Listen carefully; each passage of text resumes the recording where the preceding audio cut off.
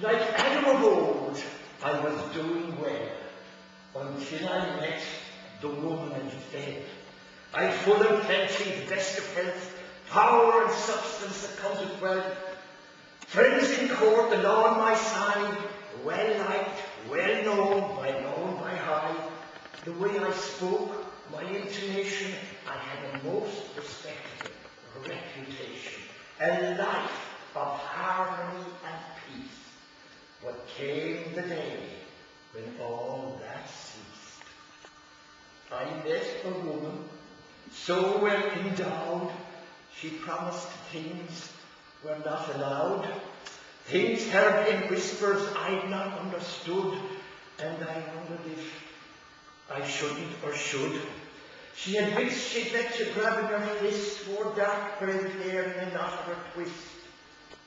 The walk of a queen, the swing of her cape, a come hither look no man could escape. I swear my heart was lacerated. Not a minute longer could I have waited. I paid the priest, he tied the knot, and we were spancelled on the spot. Nothing was spared. I put on a spread. In truth, I must have been off in my head, that in all fairness, no one could fault. It went on till dawn. I didn't cry halt. Rich man, poor man, beggar man, priest, none had ever seen such a feast. Torches and sconces and candles ablaze, enough food and drink to last for 10 days. The fiddles eased into slides, reels and sets. The bowrods beat leather, and so did the guests.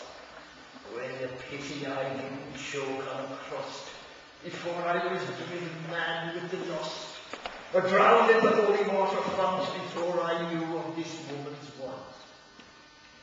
It wasn't long till the news came out, the sport she could have with a bottle of stout, and married or single, whatever the score, a couple of stiff ones she was anyone. At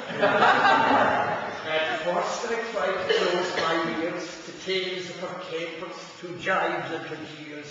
There were some in dread I'd lose the head if I knew of the queue for her crowded bed. But blind I jumped to her defence, despite the mounting evidence. There was one sign I could not dismiss.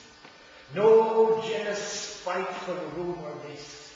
On the wedding night, when she threw up her clothes, what I saw then, now everyone knows.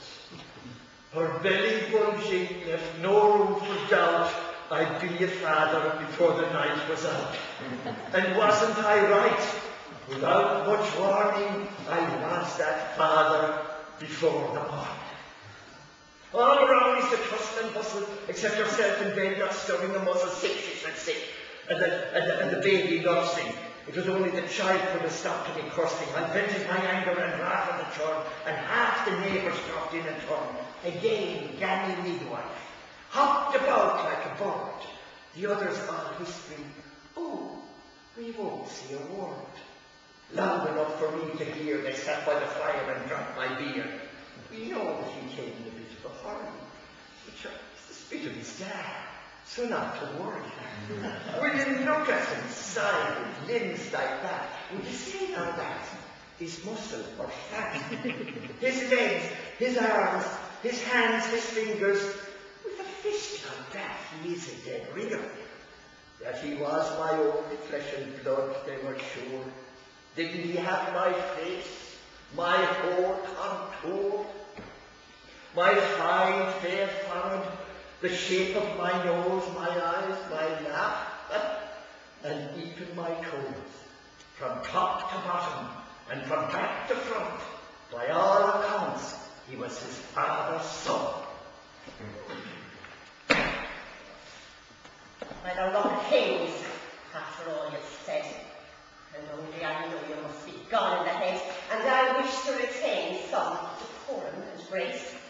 I'd scrawl the skin off your fetid face, tear you limb from limb with all my might, rip strips from your hide with great delight. I'd dump your carcass to get rid of the smell, make a present of your soul to the devil in hell. You don't deserve a civil answer, you creeping, crawling, cheating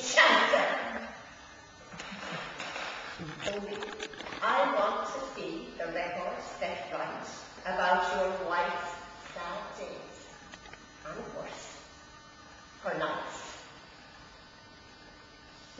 She had no stock, nor money, nor store, could hardly keep warm with the rags she wore, exhausted and driven by cold winds astray like a ship without sail, blown every which way.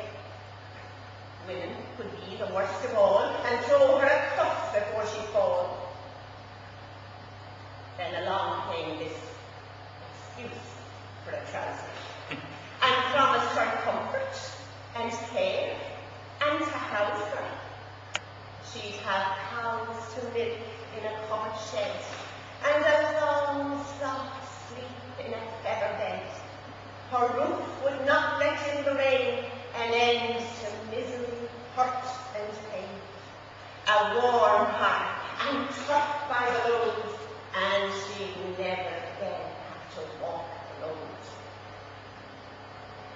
But the whole world knows this kind of worm wouldn't offer shelter to a child in a storm.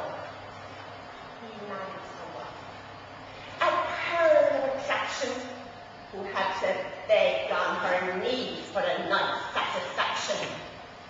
Try as she might to rise a spark, there wasn't the slightest stir in the dark. His knees as hard and cold as ice, held tight together like a vice, his feet like a shower of sleet, touched him at all, and he was in retreat. Even twice a year, wouldn't you think he'd wonder how it would feel to have her get under? But not a stork from the old contender. She might as well have been neuter gendered. Was it too much to expect? Just once a night, she would hammer away to her heart's delight. Not the kind of chick to pluck in surprise whenever the crowing cock would rise. Friendly and shy, but yet quite daring. Must have been something in her rearing. She would give her man her full attention and could do something I shouldn't mention. There were no holds barred once she hit the sack.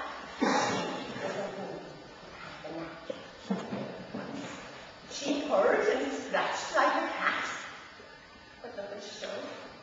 What was flat was flat. She stretched her body side by side, threw an arm around his wrinkled old hide. She tried to talk dirty, and for added temptation, gave mouth-to-mouth resuscitation. Threw a leg over to give him a taste of a rub of her fur from knee to waist. She stripped the blanket and quit off his rug to see if she might knock a jump from the lug.